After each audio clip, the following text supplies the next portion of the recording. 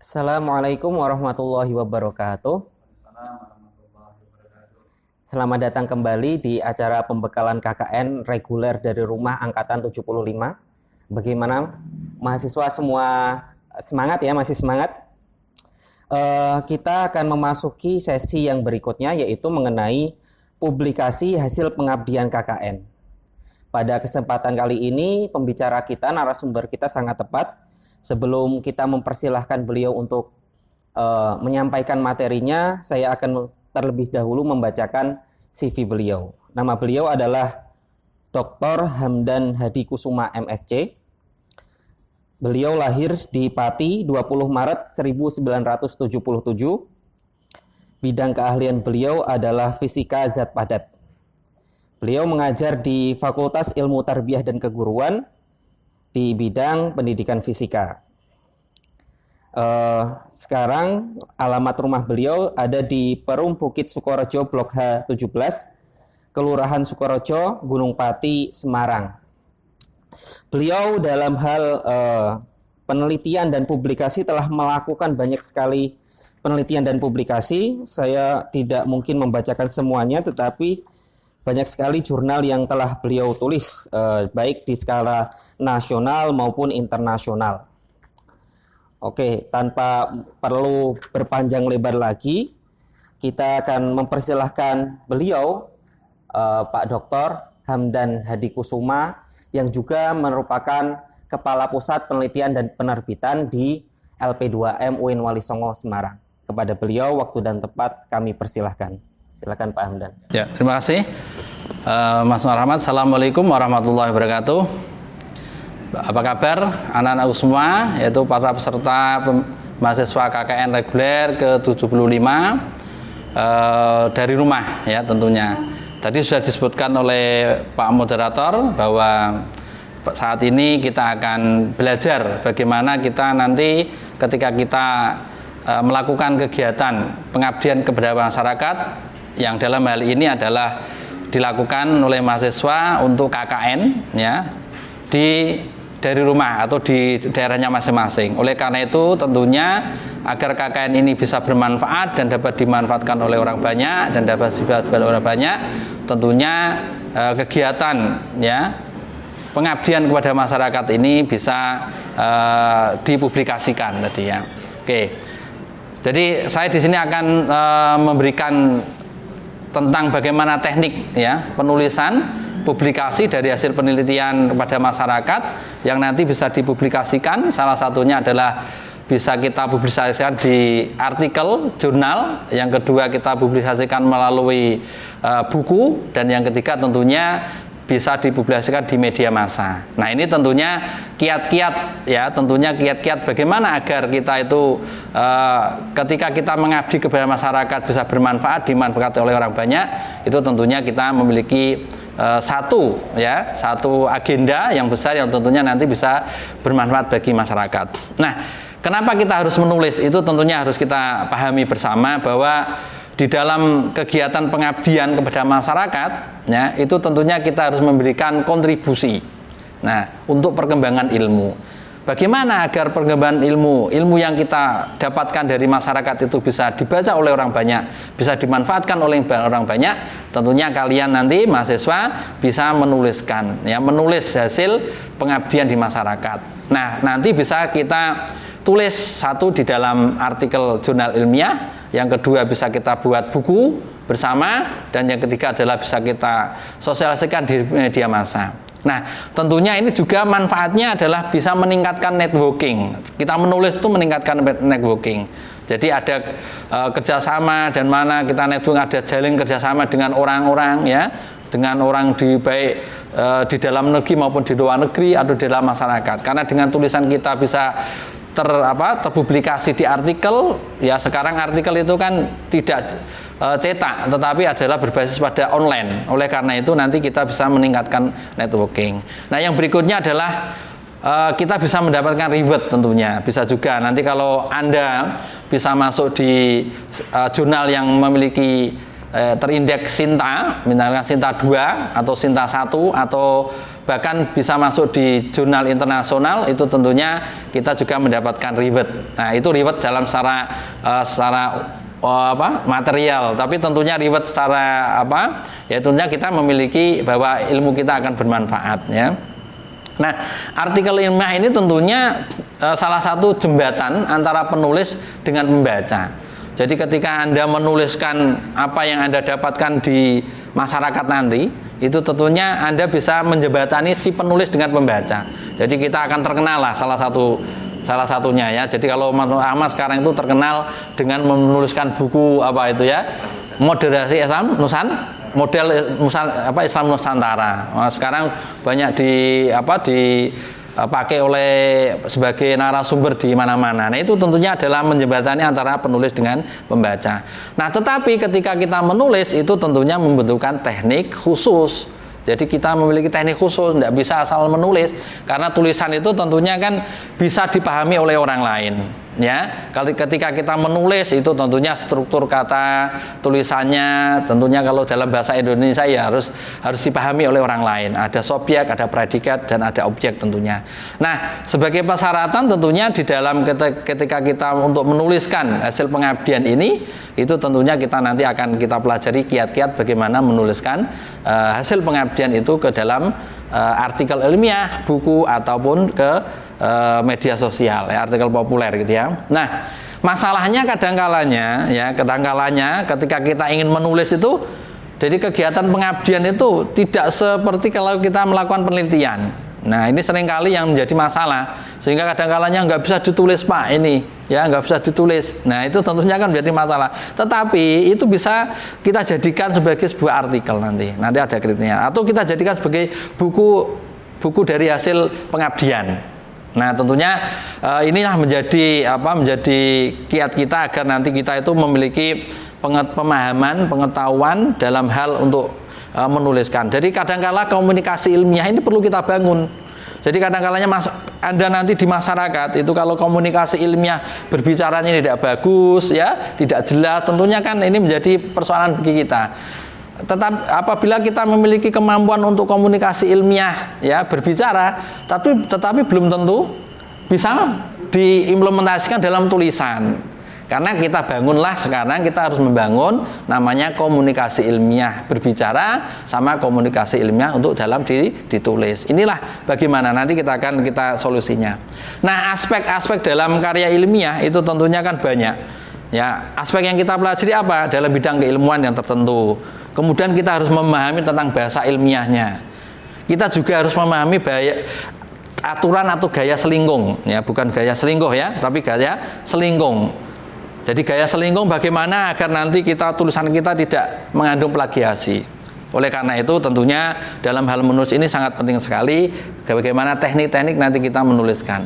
Nah, artikel ilmiah itu tentunya ya tadi saya katakan bahwa ketika kita menuliskan, ya, ingin menulis di dalam hasil pengabdian ini dalam satu karya ilmiah, misalkan di jurnal misalkan jurnal Sawa atau jurnal Dimas atau jurnal Wali Songo, kita memiliki namanya jurnal Dimas, yaitu yang berkaitan dengan tentang pengabdian masyarakat. Nah, itu tentunya memiliki gaya selingkung yang harus kita taati, yang harus kita aturi. Nah, yang kedua tentunya bahwa penulis itu harus mentaati aturan-aturan dalam penulisan di sebuah jurnal. Nah, itu tentunya masing-masing jurnal memiliki aturan tertentu. Tetapi kita juga harus memahami tentang panduan penulisan yang dengan teliti. Ya, jadi panduan penulisan dengan teliti itu tentunya ya kita harus ketika kita menulis dalam satu kalimat dalam bahasa Indonesia itu tentunya kan ada kalimat utama, kemudian dijelaskan dengan kalimat penjelas, ya. Kemudian antara paragraf dengan paragraf yang satunya itu tentunya ada kaitannya. Ini juga perlu kita pelajari. Jadi nanti Anda ketika KKN itu tentunya apa saja yang ada ditemui di sana tentunya coba kamu tuliskan.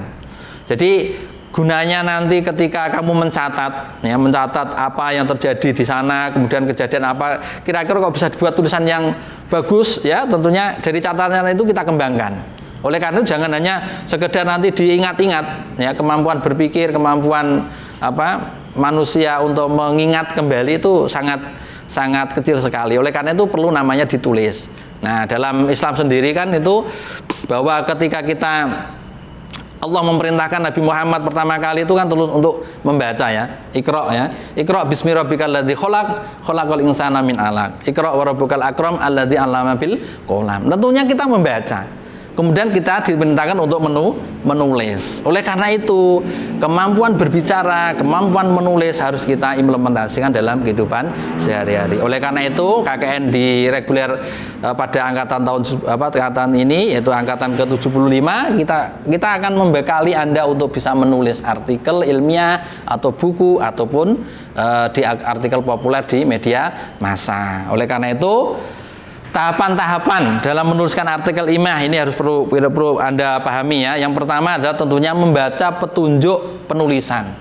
Jadi di dalam ketika Anda ingin menuliskan artikel ini di jurnal Dimas, misalkan Dimas Uin Wali Songo, Anda harus memahami petunjuknya, bagaimana menuliskannya, kemudian bagaimana aturan untuk menulis judulnya, atau bagaimana aturan menulis abstraknya, bagaimana cara menulis aturan di pendahuluannya. Nah, itu tentunya harus membaca petunjuk tulisan. Oleh karena itu tadi ya, firman Allah yang diturunkan Allah pertama kali kepada Nabi Muhammad itu disuruh membaca, ya. Tidak ada disuruh untuk bekerja atau membaca. Karena dengan membaca ilmu kita akan berkembang. Nah, yang kedua adalah dengan mencari salah satu contoh artikel yang ada di situ. Jadi kalau misalkan Anda ingin menulis di Dimas tadi, coba cari artikel di situ, di-download. Nah, kemudian dibaca bagaimana alurnya. Nah, itu tentunya salah satu trik yang paling mudah lah ya, tentunya membaca gimana menulisannya seperti ini. Nah, yang berikutnya adalah tentunya penulisan artikel mengikuti petunjuk. Kalau misalkan nanti perlu referensinya apakah menggunakan referensi sistem autor, penulis, atau sistem numbering, atau pakai footnote. Nah, itu juga harus kita pahami. Setelah itu kita mencoba untuk membuat naskah. Dan dalam membuat naskah itu tentunya ada ide-ide pokok. Jadi misalkan di dalam pendahuluan itu kira-kira nanti ide pokoknya bagaimana? Ini kita kemas. Ya, kita kemas. Jadi mulai pertama tentunya pendahuluan namanya latar belakang itu kan dari hal yang umum sampai hal yang spesifik yang ingin kita tuliskan. Itu kalau kita menulis di artikel ilmiah ya. Nah, tentunya ada beberapa contoh yang tentunya itu menjadi contoh pengabdian, tetapi kata kita laporan pengabdian kepada masyarakat, tapi kita bisa mengubahkan ke dalam judul artikel. Contohnya misalkan seperti ini. Anda melakukan pengabdian di masyarakat itu untuk buat apel, olahan buat apel untuk untuk sari minuman gitu ya. Kalau contoh judulnya seperti itu kan nggak menarik, maka perlu kita buat, misalkan kita buat judul artikel pemanfaatan ampas sari buah apel untuk pengembangan pangan tingkat tinggi dengan serat tingkat tinggi. Jadi ada sesuatu yang kita kemas, yaitu memanfaatkan ampas sari buah apel untuk pengembangan pangan tinggi ya, yang seratnya tinggi. Wah, berarti ini menarik. Wah, ini apa yang didapat dibanding dengan yang judul pengabdian misalkan olahan apel di Kota Batu misalkan. Jadi kan itu judul pengabdian, atau misalkan Anda nanti membuat sampah organik dari dari bahan-bahan yang ada di alami, tapi nanti pemanfaatan. Jadi contoh-contoh itu. Nah, misalkan contoh pendaya gunaan teknologi produksi daya saing minuman sari lidah buaya. Nah, ini tentunya kan enggak menarik. Tapi diubah judulnya, peningkatan produktivitas ya produksi minuman sari lidah dengan alih teknologi mekanis ya. Jadi di judul itu tentunya ada apa yang dibuat produktivitas minuman sari buah tadi dengan apa? Dengan alat apa? Alat yang memiliki teknologi yang canggih. Jadi agak menarik ya. Itu contoh-contoh ya, contoh-contoh di dalam judul pengabdian tetapi diubah ke dalam judul artikel. Jadi ketika Anda melakukan ini, coba judul pengabdiannya apa, tapi kemudian dibuat judul di artikel yang menarik. Karena memang artikel ilmiah ini harus judulnya agak menarik, singkat, dan padat ya, tapi tidak bombastis. Tetapi kalau artikel populer bisa bombastis. Nah, di dalam struktur artikel ilmiah itu tentunya harus ada judul ya. Judul itu harus yang menarik, singkat, dan padat. Itu ada aturannya. Kira-kira nanti dilihat aja. Di dalam misalkan Anda nanti mau masuk di Dimas, dilihat aja kira-kira judulnya itu panjangnya berapa. Tetapi judul itu harus meliputi namanya subjek sama predikat. Siapa yang melakukan, apa yang ingin dilakukan. Nah, itu yang menarik. Tapi harus buat menarik. Yang kedua adalah abstrak. Nah, di dalam abstrak ini tentunya harus kamu kemas dengan metode IMRAT. IMRAT itu apa, Pak? IMRAT itu adalah introduction, ya, metodologi, research and discussion. Jadi ada 5 itu di dalam abstrak. Tapi tidak usah terlalu panjang-panjang. Buat kalimat yang simple, ya. Kalimat artikel ilmiah itu simple, padat, jelas. Nah, kemudian harus ada namanya kata kunci. Biasanya kata kunci itu diambilkan dari judul tadi. Misalkan tadi sari buah, ya sari buah. Atau kemudian mekanik tadi, ya, alat mekanik, ada mekanik. Ini minimal ada 3 keyword itu. Ini biasanya tergantung pada artikel kita mau kita submitkan di jurnal mana. Nah, ini kita harus banyak referensi di situ, ya. Kira-kira kalau ini saya cocok di jurnal ini, kira-kira seperti itu. Nah, yang kedua, yang berikutnya adalah ada pendahuluan. Nah, ini pendahuluan introduction ini tentunya yang sangat susah. Nah, Anda nanti kalau coba aja nanti, Anda ini kan kalau terbiasa membuat artikel, misalkan Anda sekarang kan KKN, ya, KKN sudah bisa membuat artikel. Nanti kalau Anda mau menulis skripsi sudah mudah, ya, karena biasanya dikembangkan dari artikel itu, ya, dikembangkan mudah ini. Jadi kalau misalkan pendahuluan, ya harus kita mulai dari yang umum. Jadi misalkan tadi ingin membuat sari buah tadi, ya kamu harus mengungkapkan bahwa pemanfaatan sari buah itu sangat bermanfaat bagi manusia, ya. Kemudian ada referensinya, tujuannya untuk meningkatkan vitamin C, vitamin B, vitamin apa. Nanti ambilkan dari referensi itu, dari yang umum, sehingga nanti mengerucut ke buah apel. Apa sih manfaat buah apel itu? Untuk kesehatan, untuk apa? Jadi mengerucut, sehingga nanti spesifikasinya bahwa ketika Anda ingin memanfaatkan sari buah apel untuk meningkatkan pangan yang memiliki serat tinggi, itu menjadi fokus dari penelitian atau artikel yang Anda tulis. Jadi kalau membuat artikel skripsi itu biasanya yang paling susah di pendahuluan, ya. Kalau bab 2 itu kan biasanya copy paste itu, ya. Tapi jangan, karena sekarang itu ada namanya sistem plagiasi, ya. Nah, yang kedua adalah metodenya. Metodenya apa tadi? Misalkan Anda membuat sari buah tadi. Oh, metode pembuatannya gimana? Misalkan pembuatan sari buah dengan menggunakan metode sintesis. Sintesis kalau dalam bahasa kimia, ya, kalau bahasa Jawanya itu diperas, kemudian disaring, kemudian diambil sarinya. Nah, itu tentunya itu metode pembuatan. Nah, yang kedua tentunya metode karakterisasinya. Misalkan dites di konsumen. Kira-kira ini sari apel ini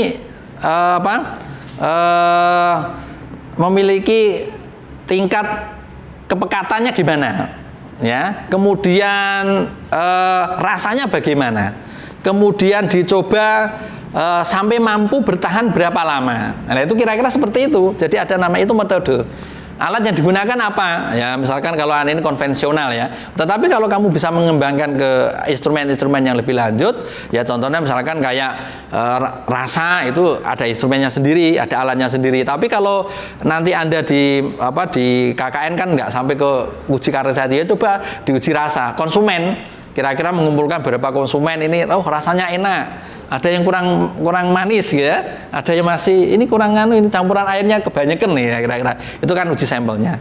Nah, itu namanya metodologi. Nah, kemudian hasil itu tentunya bisa kamu buatkan ini bagaimana mendeskripsikan hasil artikel ilmiah itu tadi. Ya. Jadi mendeskripsikan bagaimana pembuatannya dijelaskan. Kemudian hasil dari apelnya itu bagaimana rasanya tadi dijelaskan. Kalau bisa dibuat grafik, kalau bisa dibuat gambar, ya, itu tentunya lebih menarik. Nah, tentunya dulu dibahas kenapa kok tadi rasanya kurang enak. Oh, ternyata kemungkinan kebanyakan penambahan air, atau mungkin ini masih terasa kasar. Nah, mungkin yang dipakai saringannya terlalu besar. Nah, itu tentunya. Nah, kemudian kita buat simpulan, kemudian kita buat ucapan terima kasih, acknowledgement kepada semua pihak yang mengikuti. Nah, tentunya di situ ada daftar pustaka. Referensi ini penting. Karena referensi itu kan kita kan membuat sesuatu itu ada referensinya. Kalau kita misalkan berbuat sesuatu ini, misalkan kalau ditanya, kalau sekarang kan baru marah-marahnya mana dalilnya gitu ya. Jadi kalau ditanya misalnya mana dalilnya, ada dalilnya enggak? Nah sekarang kan seperti itu. Padahal sebetulnya kan semua yang ada sudah dimaklumatkan oleh ulama itu tentunya memiliki referensi. Ini banyak sekarang dalilnya ya. Oke, jadi daftar pustaka itu penting. Nah, hal-hal yang harus dihindari tadi tentunya jangan sampai ketika kita membuat judul itu terlalu panjang ya, kemudian ada singkatan. Nah, ada singkatan. Jadi singkatan itu perlu dijabarkan. Nah, itu tentunya di dalam kita membuat membuat artikel 5. Nah, contoh-contoh judul yang bisa diubah ke artikel itu misalkan Anda membuat pembinaan pengetahuan keterampilan masyarakat tentang pengolahan buah nanas menjadi dodol. Itu kan judul pengabdian. Maka bisa diubah ke dalam judul artikel menjadi alih teknologi pengolahan dodol nanas menggunakan teknologi mekanis mengaduk sistem batch, misalkan seperti itu. Jadi judulnya tadi pembinaan pengetahuan, kan pembinaan ya, namanya pengabdian kan pembinaan. Jangan menggunakan kata-kata pembinaan kalau dibuat artikel ilmiah, ya, diubah menjadi alih teknologi pengolahan dodol nanas, ya, menggunakan teknologi mekanis. Kan menarik. Ya, menarik dan itu memang ilmiah. Nah, ada teknologi yang digunakan, ada bahan yang diolah. Contohnya misalkan variasi kadar lumpur lapindo untuk peningkatan kualitas produktivitas batu bata. Ini nggak menarik. Diubah ada peningkatan kualitas produk, dibalik itu ya. Peningkatan kualitas produksi batu bata menjadi dengan campuran dengan campuran lumpur lapindo. Itu lebih menarik. Ini contoh artikel. Nah, kita masuk ke buku.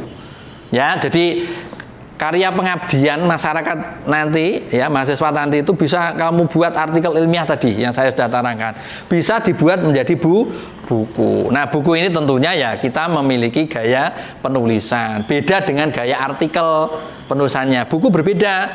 Biasanya buku itu harus memahamkan, ya, seolah-olah yang membaca itu melakukan, ya gitu ya Mas Nur ya. Ya, jadi berbeda. Biasanya tidak kalau di dalam tulisan artikel itu banyak menggunakan tidak menggunakan kata ganti. Ya, ini perlu diperhatikan bahasanya. Tetapi kalau di buku bisa menggunakan kata ganti atau kamu, mereka, nya itu biasa, tidak apa-apa. Nah, ini karena objeknya buku nanti bisa menjelaskan persoalan dari apa yang kita buat, ya. Jadi buku seperti itu. Nah, tentunya di dalam sistem mereka buku itu kan ada kata pengantar, ada pendahuluan gitu ya Mas. Nanti baru masuk di judul. Nah, nanti dibuat kalau Anda nanti misalkan kelompok A, kelompok B, kelompok C misalkan ya. Nanti dibuat saya tak membangun kayak ini kan bukunya nanti per bab ya Mas ya. Jadi per masalah yang ini. Misalkan masalah tadi tentang masalah komunitas muslim di daerah A gitu ya. Tentang masalah bagaimana membudayakan tradisi Jawa di daerah A misalkan. Tapi yang satu lagi mungkin tidak mengamati itu. Jadi nanti bisa menggunakan buku ini bisa dibuat secara ini bab-bab dengan judul-judul yang berbeda tentunya, tapi dalam cakupan yang ada di masyarakat.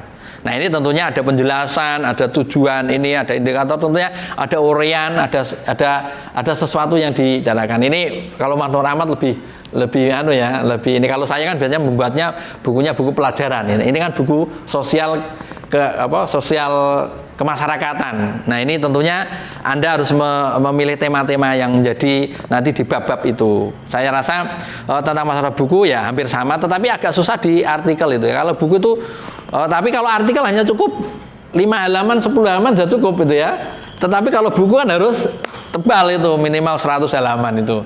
Nah, itu tapi nanti dikemas. Kemas bahasa yang bisa dipahami oleh masyarakat. Jadi jangan menggunakan bahasa yang terlalu tinggi. Karena kan subyeknya yang buku yang kita ini kan bisa dibaca oleh masyarakat secara umum. Sehingga nanti KKN kalau bisa menghasilkan artikel, bisa menghasilkan buku ya. Wah, itu jos itu. Kalau saya jadi pembimbingnya tak kasih A itu ya. Karena apa? Itu sudah luaran yang bagus ya. Oke. Nah, tip-tip agar yang ketiga bahwa ketika kita mengabdi melakukan KKN itu diharapkan bahwa kita bisa menuliskan artikel yang populer yang tembus di media massa. Saya rasa tip-tipnya ini salah satunya adalah perhatikan gaya penulisan media. Jadi kalau misalkan Anda ingin masuk di media Suara Merdeka ya biasanya itu gimana itu ya? Itu harus kita perhatikan karena kalau ya sama aja kalau Anda nanti mendekati sang yang mau jadikan pacar itu harus dilihat, itu harus diperhatikan itu. Oh biasanya piye. Tapi ini saya tidak menyarankan Anda untuk pacaran loh ya. Jadi ini saran saya adalah agar Anda nanti bisa menembus tulisan yang bisa menembus ke media populer, contohnya di koran Suara Merdeka, kemudian Harian Sore ya, Wawasan, kemudian di Tribun itu ya. Nah ini perhatikan gaya penulisan di masing-masing media itu.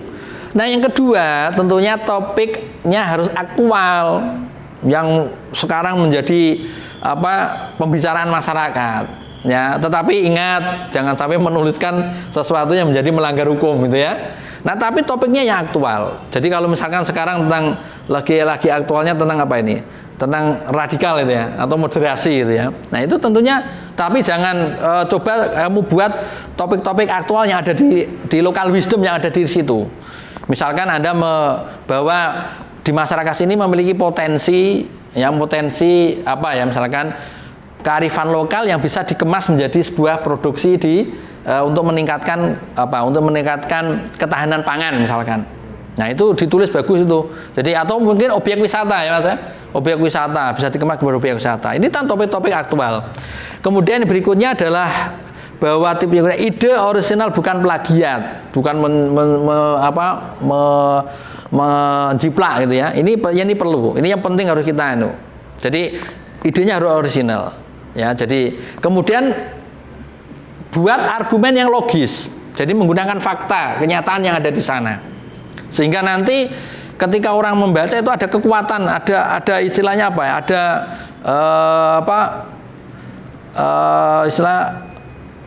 kalau argumen logis kan bisa diterima oleh masyarakat. Oh ini ya betul. Nah yang kedua adalah mengikuti aturan tadi, aturan penulisannya bagaimana ya, itu tentunya di masing-masing tadi dengan cara memperhatikan gaya penulisannya itu.